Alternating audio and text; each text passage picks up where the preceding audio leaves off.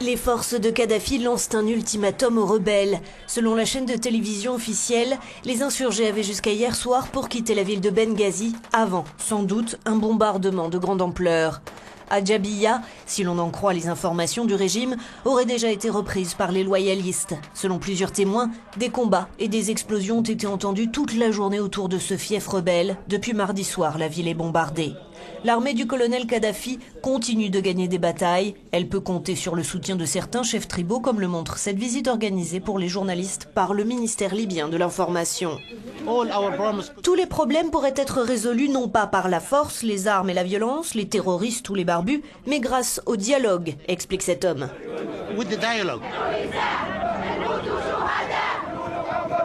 Pendant ce temps-là, l'opposition, retranchée à Benghazi, dans l'Est, a manifesté et a appelé l'Occident à enfin agir militairement contre le dictateur.